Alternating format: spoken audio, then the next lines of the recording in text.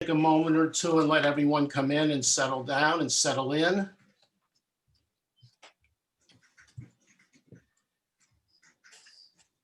Thank you so much to all of you for joining us to start our week talking about movies. My name is Michael Fox. I'm a longtime OLLI instructor, mostly documentaries. And even before that, I've been a film critic and film journalist in the Bay Area since the late 80s. And I have the great pleasure today of being joined by Harry Chotiner. And Harry, would you please step in?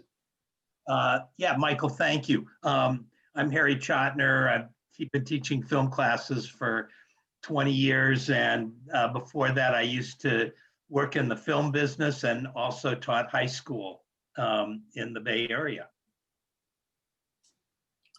So in a normal year, our conversation might look something like, well, what were the best films and best TV shows and best long form television of the year? But this is not a normal year.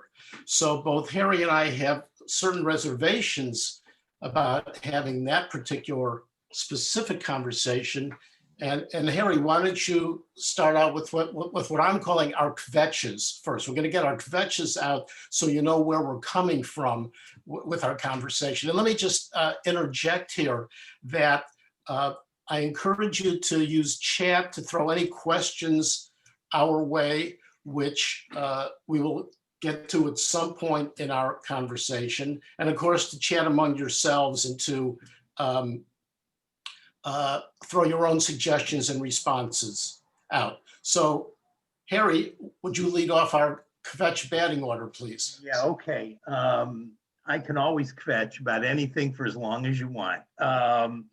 The main thing, and I'm echoing Michael here. By the way, I just want to say I love Michael, and I'm very, very happy to be doing this with him. What's striking to me is how little traction movies seem to have. And it's obviously partly because we're not seeing them in movie theaters, and we could talk about what's gained and what's lost when you don't watch movies in movie theaters. But how much were we talking about in the last couple years? Roma, Parasite, The Irishman, we can all list, Moonlight, the movies that were such a part of the cultural conversation. There's nothing this year I can't think of 3 movies this year that I feel have real meaningful cultural traction, which is shocking. And the only other thing I'll say about this is this is not new. I would say for 5 or 6 years now, for most of my life when I got together with my friends, we talked movies. If we were talking culture, we talked movies. In the last 5 or 6 years, we talked television much more than movies. And the coronavirus has exacerbated that. And every conversation with friends now is, what are you watching that we can binge watch? And that's a gigantic change for me in the last 5 years. And I'm glad to be able to binge watch during this, but I miss when movies seem to be much more culturally significant than they are these days. Michael? I would echo all that. All I would add is that I like to think of movies also as public spaces. We go to ball games, we go to parades, we go to protests, we go to movie theaters as a way of being out with other people. And that's something that's not very much talked about this year when there's all this discussion about, well, theaters close and how are people watching movies, which is something Harry and I will probably riff on at some point. But I value them as much for the notion of safe public spaces as much as for the experience of watching a movie on a big screen. My kvetch is that I don't connect with long form television. So maybe that disqualifies me right off the bat here. I should be just kind of ejected from the room right off the bat, but I don't think I'm alone. I can't believe I'm alone. Maybe it's generational. Maybe it's that I grew up like all of you did, watching the Cartwrights and the Ponderosa once a week. And if I had to watch 6 hours in a row of Bonanza, and I did do a little binge watching of Bonanza a couple months ago, it's it's much of a muchness, shall we say. It doesn't really lend itself to spending a lot of time with those folks. But my more serious issues with long form is that most of the time the promise is betrayed. The promise of long form is that this is closer to novelistic storytelling. More characters, more threads, more development of the characters across time. And I remember watching The Man in the High Castle, the first season a couple of years ago, which was impeccably produced and acted, et cetera, et cetera. And it might have been the fifth or sixth episode of the first season. And there were 4 or 5 characters who were on various journeys that, of course, will intersect sooner or later. And I was riveted the entire episode. It held my attention the entire episode. And when the episode was over, I pulled myself back and realized that each of the characters had moved an inch in their respective journeys. Okay. So I was completely engrossed, and the story had moved this much. And I lost patience with that, shall we say. And I have to admit, Harry, that I don't watch for escape. Okay. I don't watch for entertainment per se. I don't have a stressful life. I haven't had a stressful life in a long, long time. So I don't need to escape. And I go to movies or television, if you will, to be shown a different world, a world that I will never visit, and to see how people change or react to that world. So I'm sort of contradicting myself, Harry, I realize, because Man in the High Castle is very much a different world, although a recognizable one. But I just get frustrated, and I don't think I have attention deficit disorder. I just get frustrated with this story could be told in 2.5 hours, perhaps. And it would be, I would have a sense of closure, resolution, completion, satisfaction, and be done with it. You know what? First of all, I do think you should be banished from the room, and I hope you won't be hurt if I ask you to leave now, and I'll just carry on alone because I love long form so much. But you know, you know, movies like long form, it seems to me there's good and there's shit, you know, and there's I will put if you ask me, I'm 73 years old. Outside of Shakespeare and 1 or 2 novels, the most complicated, emotionally challenging, meaningful connection that I've ever had with a fictional character is Tony Soprano. And I would argue that you could have done much of The Sopranos as a movie and it would be good, but it was long form that allowed us to take us in all these places and sort of reveal different aspects of him that took years to do. And of course not, you know, that's the best television I've ever seen. But there's lots of long form that I think does do that. You know, the other thing is though, is that there's something between great intensity and what you were describing as entertainment. Let's take the Iliad as the oldest long form I can think of. And, you know, you could do the Iliad as a movie. In fact, it's been done as a movie many, many times. But we could also imagine doing the Iliad as a 10-part series. And, you know, how good would it be? Well, I can imagine a horrible 10-part series on the Iliad. And I can imagine a 10-part series where we really get into, you know, Patroclus and what he is like and what his death means. And you could do 2 episodes on Hector. Hector is such an amazing, Ajax is an amazing character. I'm just saying that to me, long form creates possibilities that feature films don't have. And, you know, my second favorite movie is Lawrence of Arabia.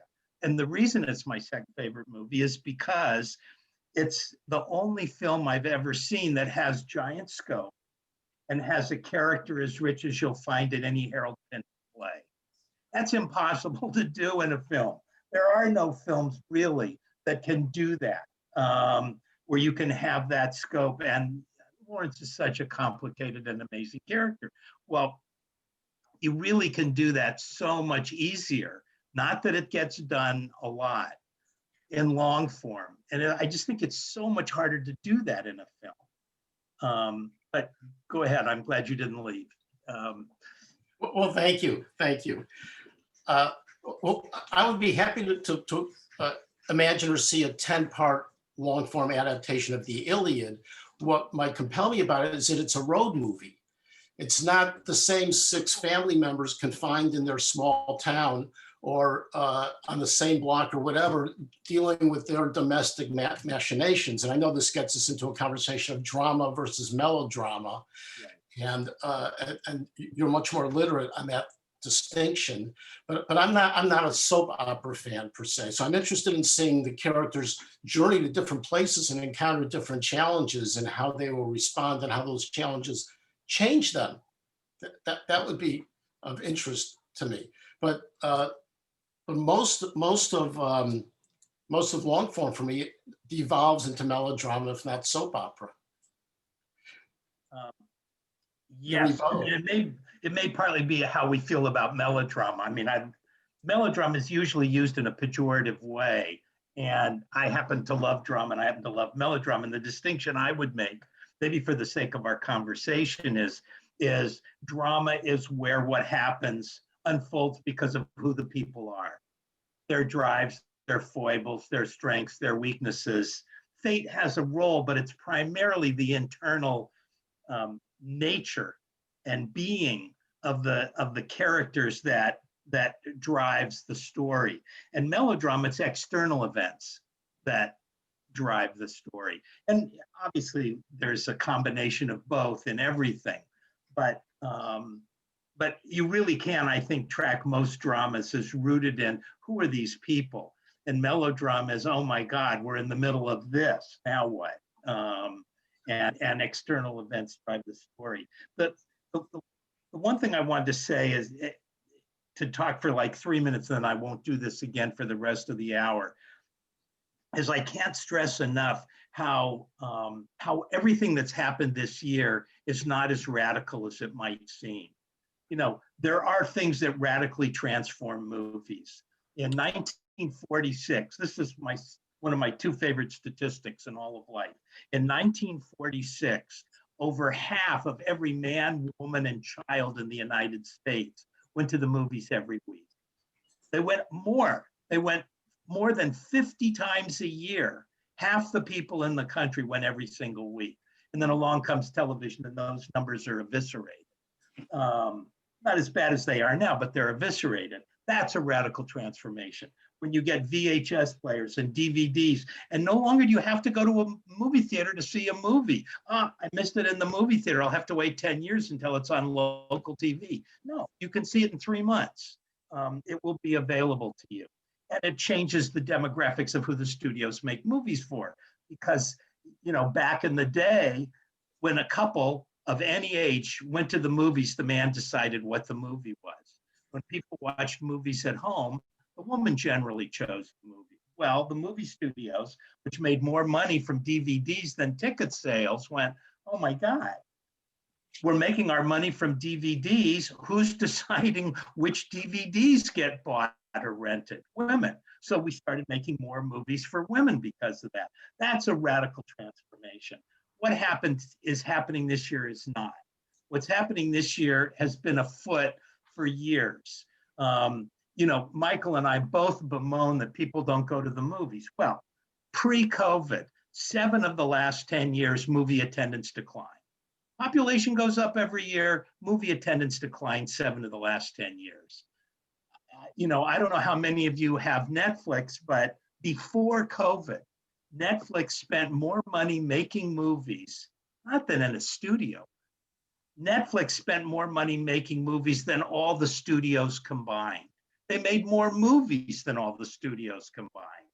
Before COVID, when they asked moviegoers, people who like movies, where do you want to watch it, at home or in a movie theater? 40% said, I prefer to watch movies in a movie theater. 40%, I'm sorry, said, I don't care. I love movies. I'll watch them at home happily, watch them in a theater happily. 5% said, I prefer to watch a movie in a movie theater. 55% said, I'd rather watch a movie at home. Pre-COVID, 95% of the people who go to movies said, I'm perfectly happy to watch movies at home, with the majority of them preferring to watch movies at home. So if we've all been home and we're thinking people aren't going to go back to the movie theaters and the theaters are in trouble, this is a trend that's been going on for a decade.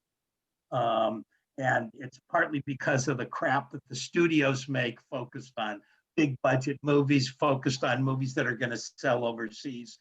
And only a certain kind of movie is going to do business overseas, et cetera. So what's happening now, what Michael was talking about, the lack of the public space, that's been happening in movies for 10 years. And this has pushed it ahead more quickly, but we're just going where we were headed all along. Okay, enough about that. Just, Michael, go ahead. Well, Harry, I appreciate that wonderful little succinct history. It's the nature of newspapers and magazines to write trend pieces. And this year, the trend would be streaming. That would seem to be the obvious trend. And it's great that you put it in context and said that this is not new.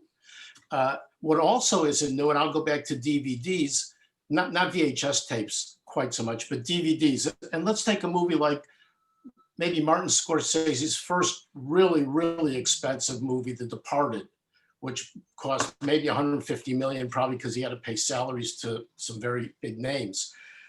So that movie comes out on DVD if you didn't see it in the theaters. And you could put the DVD in your pocket and go to a friend's house and watch it. And of course, you could pause it like anything else at any point if you wanted to answer the doorbell and get the pizza or refill your wine glass. So here's a movie that a guy spent $150 million on, made for the big screen, and you can start and stop it whenever you want, and it fits in your pocket. So how is that not a quantum shift in an individual's relationship to the movies? You know, when we were kids, and I know this is now a generational thing, we all discovered movies in theaters, and the movie was way bigger than we were. And the movie did not stop if you had to go to the bathroom, right? Or you wanted to get popcorn. Nothing stopped the movie, right? And now it's a completely different relationship. So on the one hand, I have to feel some sympathy or empathy for filmmakers, because all that energy, all that collaboration, all that creativity is at the whim of the audience member, who can pause it now or quit after 10 minutes, which is, I know, another point you want to make later on, Harry. The other problem I might have with long form, and someone in chat asked us to define long form, and let's just say multi-episode television. Let's just say that. 4 episodes or longer, let's call that long form television. The other problem is that, and this is not me, this is how most people watch Netflix or Amazon or HBO, is it's television meant to be consumed. You're not necessarily meant to have a profound experience. No one would ever say that. No director or writer would ever say that. Aaron Sorkin would never say that. But there is no question. I mean, feel free to speak up in chat if you disagree, but a movie theater is the only place you can have that kind of experience. And so what I'm talking about is experience versus consumption. I largely agree with that point, though I would love to qualify it. But I want to emphasize one of your point, because I think it's really good.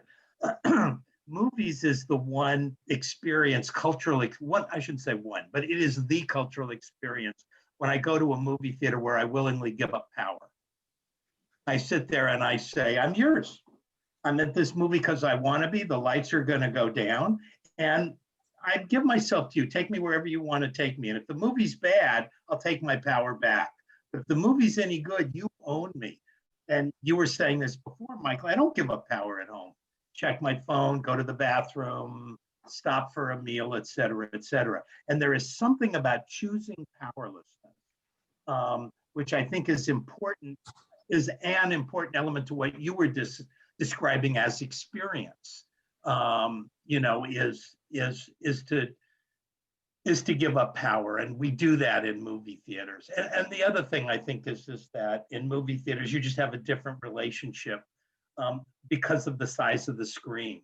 You know, there is nothing I believe in the history of human culture that is equivalent, since the face is the main way we connect to another person. We look at their eyes and we look at their mouths. There is nothing in the history of human culture that's comparable to seeing a human face on a 70-foot screen. And I may see Oedipus at Colonus, you know, on the stage, and it can be incredibly powerful, not denying that, but I'm not seeing Oedipus's face on a 70-foot screen, or Yocasta's. And it's hard to, even for me to comprehend what it means in terms of the possibilities of an intimacy and an understanding and a projection onto and a imbibing of characters when I see their faces on the 70-foot screen. And that is not consumption. You know, I think to me, that's the essence of experience, what you're saying. So I really agree with that, Michael. I just think there's lots to be said for consumption. And, you know, there's lots of time when that's all I want to do. That's why I watch sports most of the time, unless it's a team I hate. It's just for the pleasure of it. And, you know, I love to consume and enjoy stuff as well. So I would defend consumption, but I would support your distinction between experience and consumption, that an experience is altogether different. And the movie theater truly makes it possible. I'm not going to beat this horse much longer. I'll just say I confess to being an elitist or a populist elitist. It's kind of schizophrenic, half populist, half elitist. But since you brought up sports, I don't hear anyone saying baseball is on free TV. Football is on free TV. Why would I ever go to the ballpark ever again? A drunk could spill a beer on me. I have the same issues that I have going to a movie, as someone alluded to in chat. The parking, the potential danger, the cost. Take a family of four to a ball game, and a movie will seem cheap after that. But I don't hear anyone saying, kvetching or fretting about the Giants drawing fans whenever we can go back to a ballpark. But we have that with movies. And I recognize that if you have a great setup in your house with a large screen TV, 4K, and maybe multiple speakers, that maybe that experience is closer to the theater than watching a sporting event on TV is to being in the ballpark. Though I still wait for someone to have the guts to say that the Super Bowl essentially is played before a studio audience, except the people pay to get into the studio. I mean, it's a made-for-TV event. All sports on some level is made for TV at this point. Okay, that's a little hyperbolic. So unless you want to respond to that, Harry, but No, I think that, I mean, I do think some sports are better.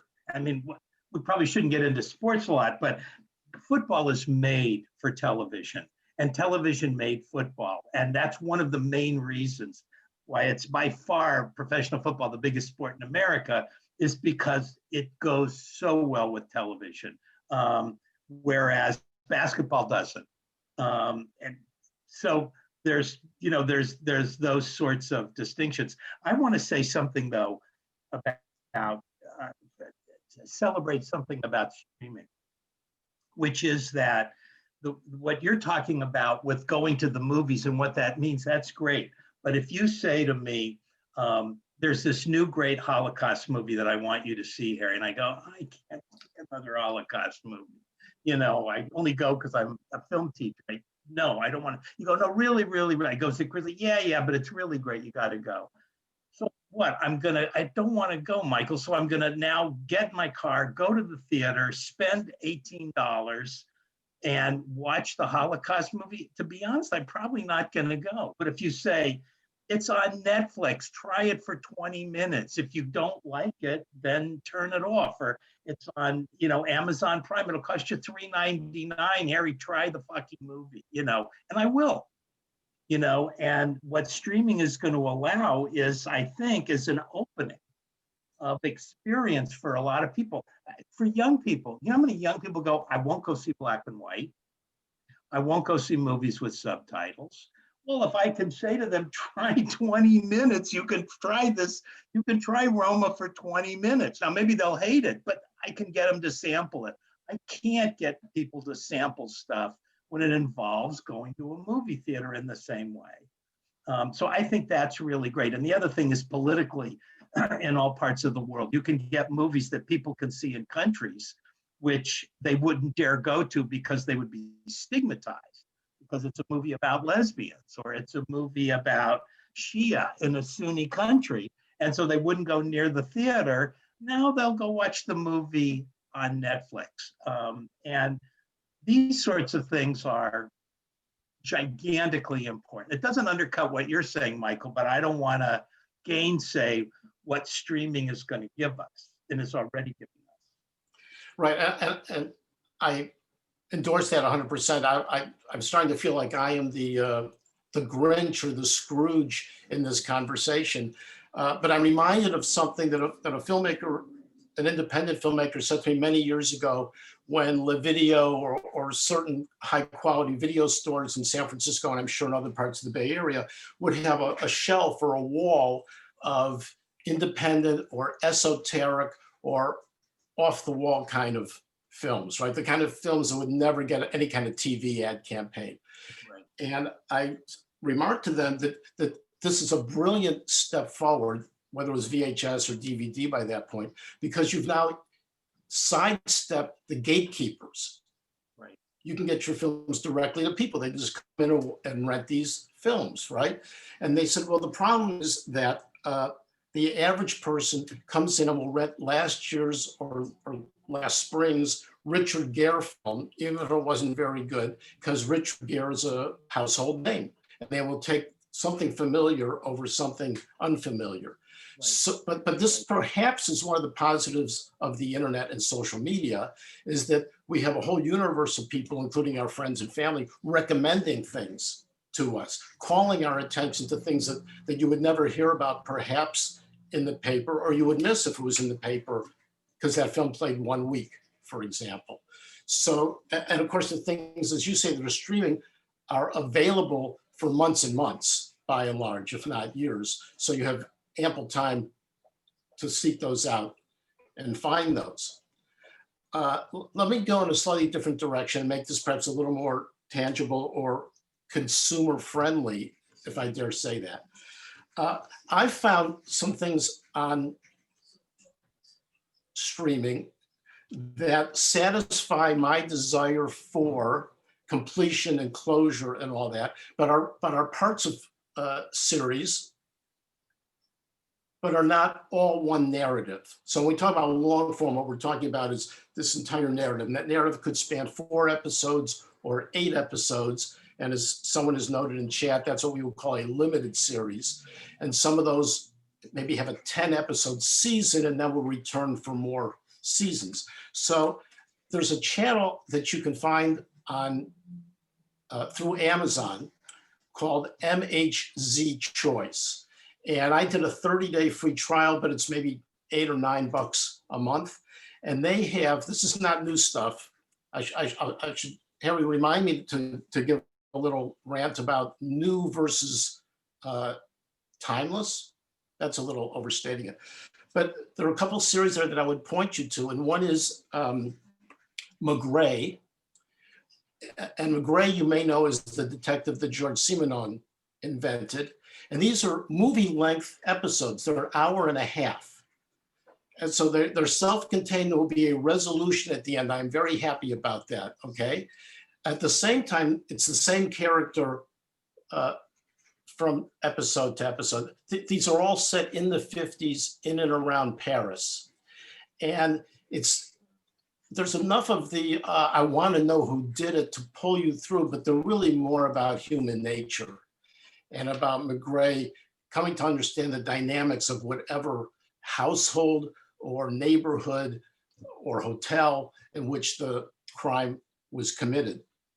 And there's also something called George Simenon Mysteries, which is this different series.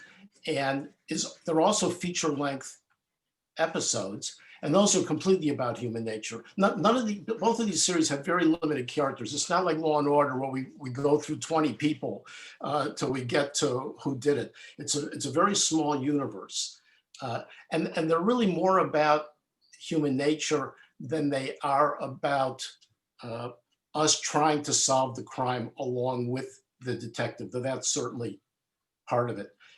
None of these are gory, by the way. I think McGray might get shot at twice in all the years, and there were many, many, many episodes. And the only other one I'll mention is Detective Montalbano, which I'm sure many of you or some of you are familiar with, the Andrea Camilleri series of novels that he wrote over many years. And these are adapted from actual real books, well-written, best-selling novels.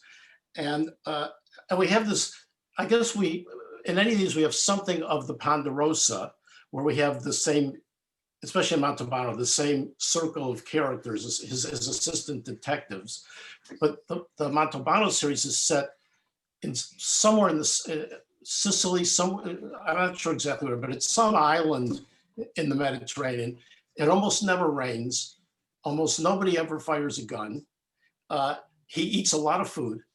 And so it's this completely sunny locale, okay? And there's a lot of talking with your hands in this, in the Montalbano series. But we probably can't call them long form because they're standalone episodes, but they're movie length episodes. And I feel very satisfied at the end of each one of those. You know, one of the things I want to piggyback on this is that one of the great things about streaming is that when a network makes a TV show, they care about one thing, which is ratings. And if the show doesn't rate well, off it goes. When studios make movies, they care about two things. One, can they make money? And two, how do they protect their downside so they don't lose a lot of money? Two aspects of the same question that are crucial. That's what they care about. And that goes into all of their priorities. And that's why they're always going to make hard concept things that if they're mediocre, there's still an audience for them. That's what superhero movies are. That's what action movies are. That's what dumb comedies are. That's what horror movies are. If they're great, you make a ton. If they're mediocre, there's still an audience. That's how you protect your downside. That's how studios think. That's how TV programming works. You're talking about something else. It's a different sensibility, Michael, that goes into that. And that's going to be made by streamers because streamers don't care. Streamers don't sell tickets. If they make a movie, and not very many people go see it, but it's talked about hugely, and it goes like, oh, I want to subscribe to that streaming service because they make interesting stuff. As I subscribe month after month, I become worth 100 tickets. And so they're not making the same sort of calculations. They're going to be much more risky and much more likely to make exactly what you're describing, Michael, which a network I doubt would ever make. And that's something to be thankful for with this streaming. They think about the world differently. They think about what makes me want to subscribe rather than how many dollars can it bring in. It's great not to sell tickets. It frees you up. At the same time, Netflix was very, very happy to get tons of Emmy nominations for X number of years, but now they want Oscars. Actually, not even nominations, they want Emmy statues, but now they want Oscars. And they want it for something other than best short film or best documentary. That's right, they do. It's prestige, and that's why, if you look at the movies, remember I said Netflix is making more movies than all the studios put together. Well, what kind of movies are they making? They're making two kinds of movies. Netflix is making movies, mindless comedies, stupid action, adventure movies, stupid family sitcoms, et cetera, et cetera. That's one thing they're doing, appeal to the lowest common denominator. And the other thing they're doing is exactly what Michael's talking about, wanting to do shows, movies, and TV series, but movies especially that that are really good and will garner Oscar nominations. And that's what they want. And my prediction is that 5 years from now, the Oscars will go only to streaming companies, because studios aren't going to make those kind of movies because they're too risky to do them well. I think you're exactly right. In 5 years, Netflix and the other streaming companies are going to win all the Oscars because they're going to take the chance and make the good movies that get Oscar nominations. I think it's very hopeful. The only way I'll argue with you is that every year the studios will make a couple $20 million pictures based on literary adaptations, okay? Right. Yes. With the intent not of making money, but of being able to attend the Oscar ceremony without being completely embarrassed. You're right. Which is also why the number of Best Picture nominees was expanded from 5 to more than 5 Yeah, with a maximum up to of 10. at the most, yeah. So they're lost leaders, or not even lost, they're trophy leaders. So they'll still make a couple of those. Let me ask you this question. I'm sure many of you read in the last week about Warner Brothers parent company, their announcement that next year they will release their entire slate of films on HBO Max the same day they open in theaters. Okay, day and date, streaming on HBO Max and on the big screen in theaters.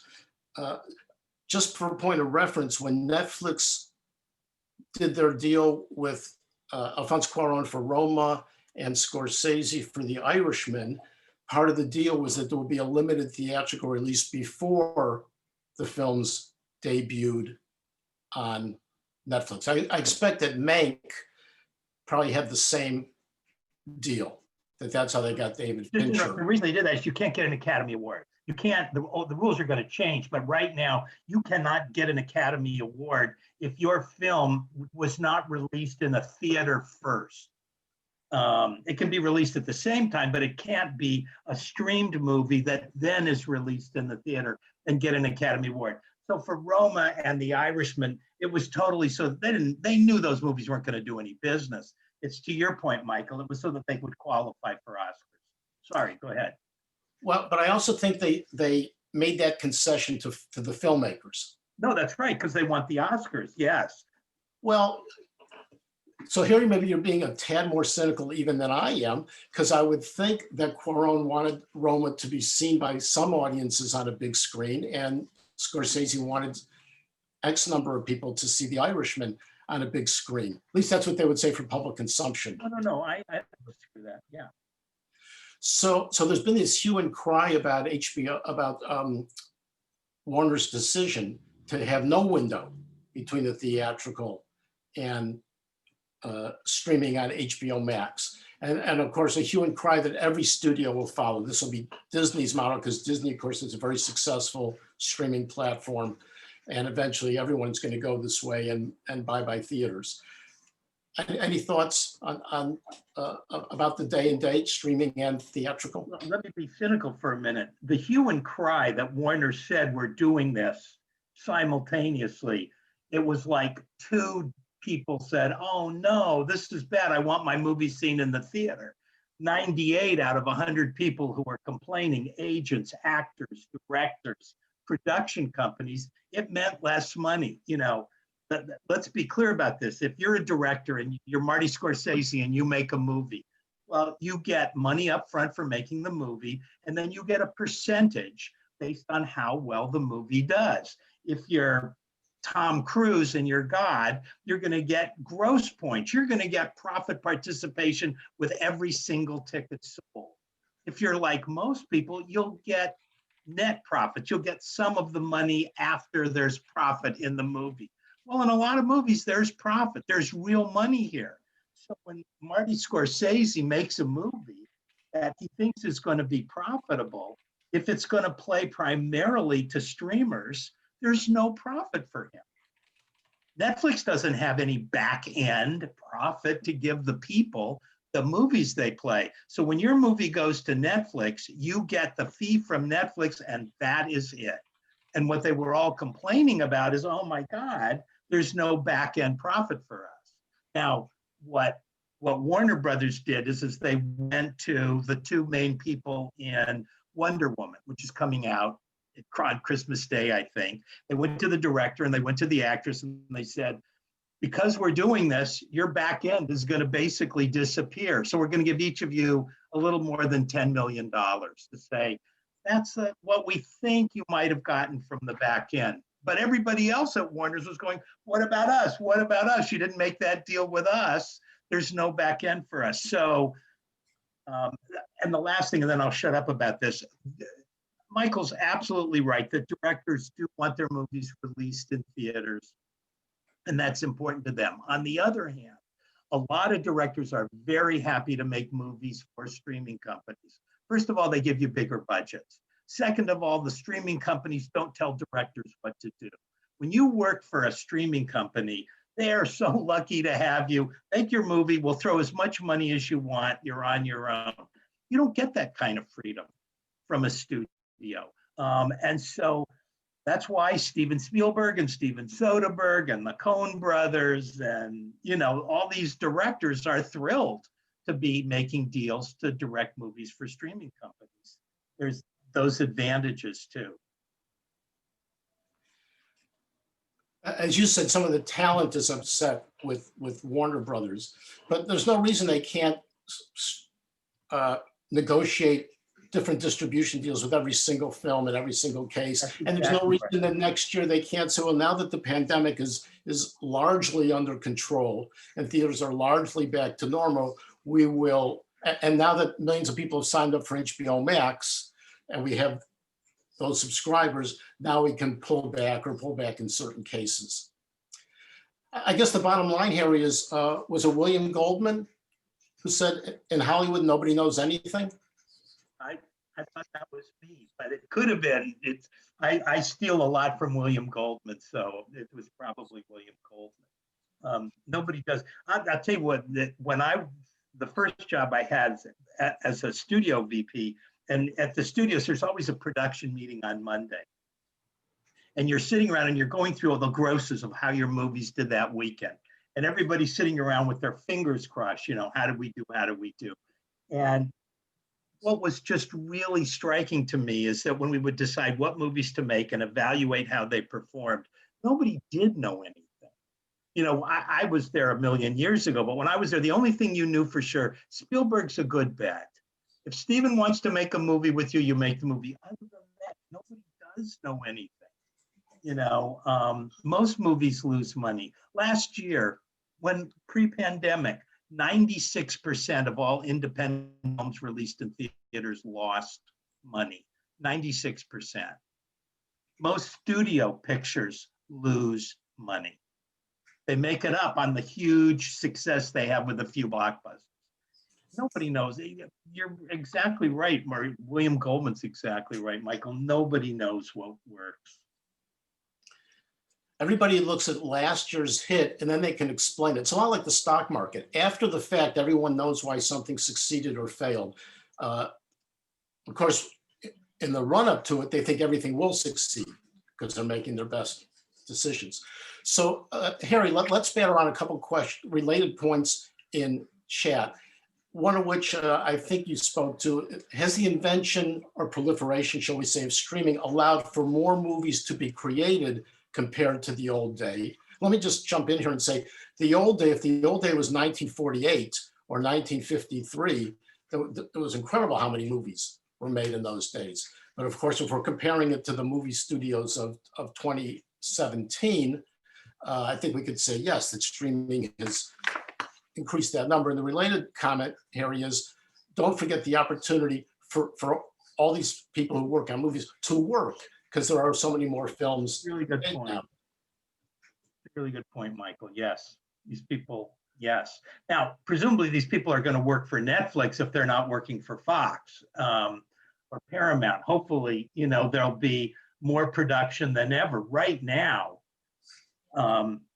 with all the cable companies, the streaming companies, as well as the networks and the studios, everybody is famished for product and so much stuff is getting made. And by the way, let me just say, my best friend is a producer And he told me every time he goes to a meeting now to talk about producing stuff for different companies, the first question walk in the door is, who are the non-white people in this movie? That is the first question that he is always asked. And if you got a story and it does not have a role for non-white people, they're really not interested unless it's something astonishing. So, and Netflix has made more movies and TV series about Black people than has been made in the last 50 years. I mean, that's one of the good things. I'm not saying it's not shit, but I am saying you want to see Black faces in television series and in movies, watch Netflix. It's a serious commitment that they have. I would just add, it is great if you're Black. If you are Latinx or Asian, it is not great.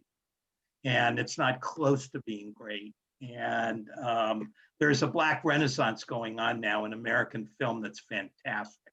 And just, when you're done, go Google Black films since 1917, and you'll get a list of so many fabulous films. Then try Googling Asian films, American Asian films since 1917, or Latinx films, and you're going to get a very truncated list. So there's good news and bad news, but the streaming services are definitely concerned. They want to do women's pictures and they want to do pictures featuring Black people. But of course, none of those movies are very expensive, so the streaming services are very, very happy to make even a $30 million movie, which would be very expensive for an independent film, and get all those eyeballs. So there's some other wonderful questions pushing us in some other directions, Harry. So let me just find the, would you speak to the artistic differences in making films for streaming, that is for small screens for most people, versus theater screens? And again, let me just answer your own question. I want to hear what you say, actually. Well, I'm still going to turn it around and throw this question to all of you, which is, do you not feel any fatigue from the grammar of television, and I'll say / filmmaking? In other words, every piece has to introduce the characters, it has to set a scene, it has to give us a sense of place and mood, right? That's what every film sets out to do in the beginning. And it's one thing for me if I'm in a theater or if I'm in a film and a film begins, I'm trying to grapple with why it's different for me. But with television, it just feels like, well, these are the cliches, right? And the actual grammar of the filmmaking is a cliche. Two people in a room talking, the over the shoulders, right? Or is the camera going to move while someone's sitting behind the desk and someone's talking to them? It was, even when you saw 2 movies a week back in the 50s, if you did that, you never got worn out by the filmmaking grammar. I just feel we're so inundated in it. And maybe it's just all transparent to us. Maybe it doesn't bother anyone, but there's a part of me that goes, can we get on with it? Why do we have to show someone getting in a car and driving to this place and getting out of the car? Godard did away with that in 1959, right? And there's that whole generation that grew up with MTV and processes images like this.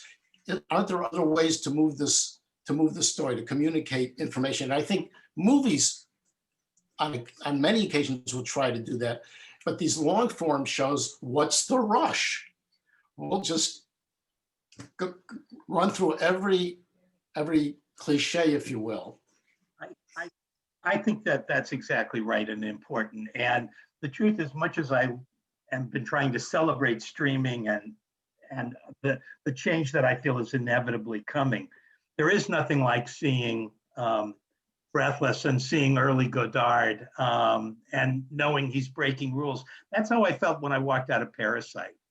I felt like I don't even understand what I just saw completely, but this is what only a movie does. There is no television experience like watching Parasite or Moonlight when I walked out of that. I'm right with you on that. What I do want to say is these movies that people used to go to, most of them were John Wayne and Randolph Scott Westerns, where you knew at the end the young gun was going to challenge the old guy on the streets outside the saloon, and there was going to be the shootout. You knew all the beats leading up to it, and it was tremendously satisfying for people. People didn't go to those Westerns because they were bored out of their mind. They really loved them.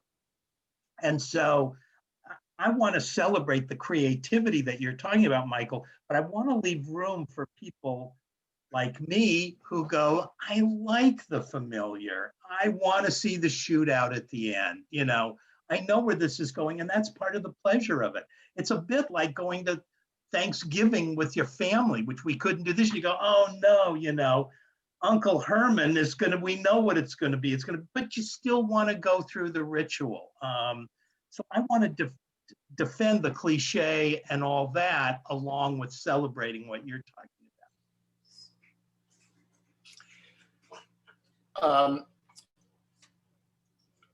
Sorry, I didn't have my next question primed for you. So, someone had asked us to recommend some European movies. So I'm very happy to say that there are several films that either, well, they were scheduled to open this year and ended up basically on streaming platforms and maybe played premium video on demand for a brief time, but you can find them actually for free. So let me throw a couple titles at you. On Canopy, that's Canopy with a K, and I know not all of you get Canopy depending where you live and if your public library has a relationship with Canopy. But here are three titles of recent excellent foreign films. The Tobacconist, which is set in Vienna before World War II and features Bruno Ganz in a key supporting role, his last performance, I believe, as Sigmund Freud. Right. A German film called Balloon, and another film called Bacurau, Bacurau, which I've not seen yet, I confess, but was highly well reviewed.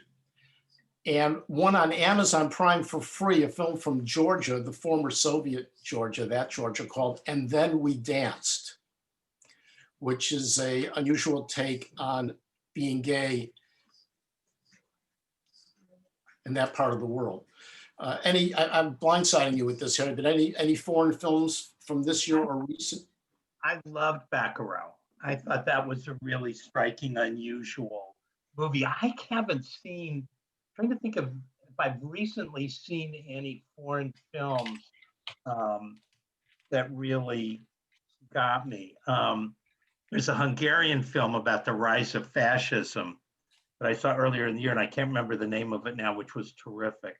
Incredibly depressing, but really good. But I haven't seen a lot this year of good foreign. I haven't seen a lot of any good films this year. Okay, well, let me go in another direction. And this will eventually lead to a question someone had. Can you recommend streaming platforms? Because I have none of the platforms. So I have found on Amazon Prime for free a couple of wonderful older films that I'm sure some of you know. These were new films to me. One is a David Niven film from 1935 called Raffles. It's about 70 minutes, and it's just a very brisk, fun hoot. I find David Niven kind of irresistible, okay? And if you have any affinity for David Niven, Raffles, again, this is Amazon Prime. And then this is, maybe you didn't know that one. Actually, it's 1930. And you may not know that one, but you'll know this one, Genevieve, a British film called Genevieve from 1953 that I had never heard of. And when I started mentioning it to critics, friends, or other people, they said, oh, of course, Genevieve, which is a wonderful, diverting story about two couples performing a ritual of sorts, which is this annual old car, like Model T level car race across Britain, which is, again, very witty and charming and smart. So I throw those out because how do you find any of these older films that Amazon will not be promoting, obviously, right? And Netflix has many of these too. They don't promote them, and they don't show up on any first screen that would load in any category. So how do you find these things? And I guess I found these by doing searches for, I don't know, David Niven or Alec Guinness. You can just do a search for an actor and see what comes up that's for free, and then add those to your queue. Yeah, go ahead. Well, let me just say one more thing, because I just want to connect this to the question about streaming platforms. And so this leads us to the Criterion channel, which is not free, but would have all the art house and more contemporary classic films, the canon and beyond the canon. I'm gonna hold my next point, which has to do with watching what's new versus watching what's great. And I'll hand the ball back to you, Harry. For me, I find Amazon Prime has a higher percentage, I don't know percentage, a higher number of old films that I like than any place else. But there's lots of platforms now, streaming platforms, that have great old stuff. You know, I rely on a couple things. One is I always go back and look at critics' list of the 10 best films of the year. And especially somebody like Manohla Dargis in the New York Times finds these foreign films that she saw in some obscure film festival that never even played here, and lo and behold, they can be streamed now. So I look at critics' best list. The other thing I do is I pick directors, or as you were saying, Michael, actors. I tend to go with a director that I like and go, oh, I didn't know that they made this movie. You know, research them and see, that sounds like an interesting movie, and try to do that.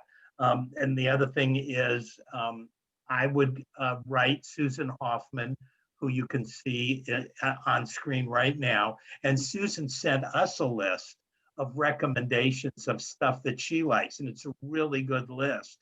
And I'm guessing that if you begged her and sent some almond joys or something, she might share her list with you, because it's terrific.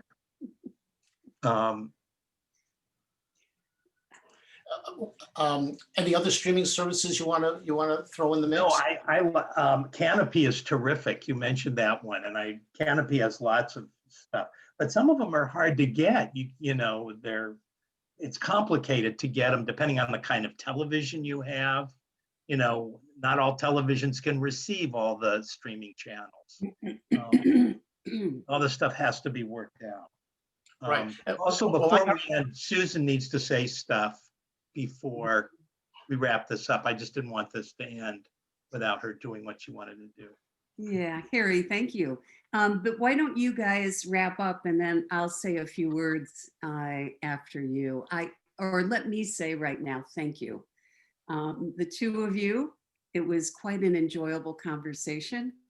I think what you've done is you have articulated, in some sense, the difference that we experience, but maybe have not been able to qualify in the difference between a long form, a TV series, and a film. And I think we know there's a difference, and I think you've really helped us kind of grasp that.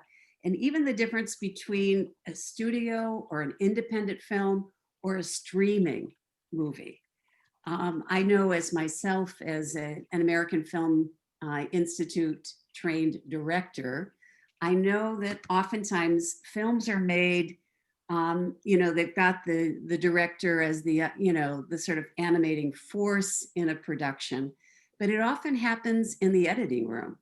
And so I think, you know, you can see that difference, obviously, in films versus TV, where often with TV, they have a whole roster of different directors who pick up from what the writers have written and the actors have performed, and that's what you see. So all of those things do make a difference, and the intentionality of a studio versus a streaming service, all of that makes a difference, and you've really helped us understand that. Thank you for talking about the streaming services. And I know that all of us will be looking at those that we're currently paying for, and whether or not we want to sort of change up there. And then, as you mentioned, I took Harry's cue from last year when he gave us all that his favorite films of the year and of the decade, and began to sort of collect my own list. And part of it was because I was consuming and not taking account, because that's what happens when you watch one TV series after another. So I wanted to sort of say, okay, what did I watch this year, and how different has it been? Oh, somebody's already put my list up there. Okay, thank you. And then we will, I think we do have to bring this to a close. I want you guys to have the closing words. But before that, I just want to remind everybody, we will be all back together on Thursday at 10 o'clock for a conversation about environmental issues leading up to the new Biden-Harris administration. What is going to be on that list of undoing that we need to be aware of? So check back in with us, 10 o'clock on Thursday. And then Friday is our chance to wrap up the year with what is being called an OLLI Day cocktail hour. And so we hope you'll all join us from 3 to 4. But I want to bat it back to Harry and Michael, your closing words. So as a point of clarification on Susan's list, the check marks are what I've seen. It doesn't mean better or worse, just what I've seen. And my last thought has to do with this notion of the new versus the classic, or what's great. And I just want to say that when we were younger, for me, when I was younger, of course, you want to be part of the present and the future. You want to talk about what everyone else is talking about. But at this point, is my time better served watching all of Antonioni's films and all of Fellini's films rather than whatever the 10 new Netflix releases might be of varying quality? Of course, that's a subjective question to answer. And let me let Harry have the last word. And Harry, by the way, for me, it's just always a pleasure being anywhere with you and hearing your wisdom and insight. Thank you. I just want to piggyback on one thing about what Michael just said about going into the past. There's so many times you watch a movie, an old movie, and you say, God, for 1937, that's an amazing movie. But there's this little bit of condescension. It really is great given that it's 837, it's 83 years old, right? And that's fine. Sometimes you watch an old movie and you just go, that's great. It's not great given that it's 50 years old. It's just great. And for me, that's the most satisfying thing, when I don't have to defer or condescend or tip my cap or make allowances for. You just watch it and you go, oh my God, what this person is doing. And that experience is best had in a movie theater, as Michael is saying, and that experience is best had with older movies. So I want to endorse that. And there's nobody I would rather do this with than you, Michael, because he's really smart, really knowledgeable, and he's really a sweet man, And one of the things that's so great when you talk with Michael, it never gets into egos or anything like that. It's just like, he's a lovely person, and it's just the kind of friend you want to talk with. So, Michael, thank you for bringing me onto this. And Susan, thank you for making the Shidduch marriage here. All right. Thank you both. And thank you to everyone who came today. And I hope you got some ideas for what to watch going forward and how to think about what we watch going forward. Thank you for being Thank you here. both. Thank you for supporting OLLI. Thank you. Okay. Good holiday, everybody.